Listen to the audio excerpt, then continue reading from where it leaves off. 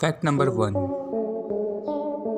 जिंदा दिली से जीने वाले और हाजिर जवाब मानेकशॉ एकमात्र ऐसे शख्स थे जो प्रधानमंत्री इंदिरा गांधी को भी स्वीट गर्ल या स्वीटी कहने की हिम्मत रखते थे। यही नहीं, साल 1971 में भारत और पाकिस्तान युद्ध के दौरान जब इंदिरा गांधी ने मानेकशॉ से पूछा कि क्या युद्ध की तैयारियां कर ली गई हैं, इस पर उन्होंने जवाब दिया था, I am always ready sweety. युद्ध के दौरान उन्हें 7 गोलियां लगी थी। उन्हें मिलिट्री हॉस्पिटल में ले जाया गया।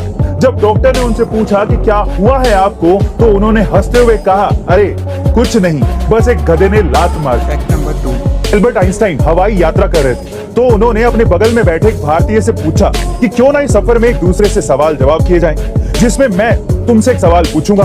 अगर तुमने उसका जवाब नहीं दिया तो तुम्हें मुझे इसके बदले $5 देने होंगे, और फिर तुम मुझसे सवाल पूछना, और अगर मैं उसका जवाब ना दे पाया तो मैं तुम्हें $500 दूंगा। अब भारतीय ने कहा, पूछो।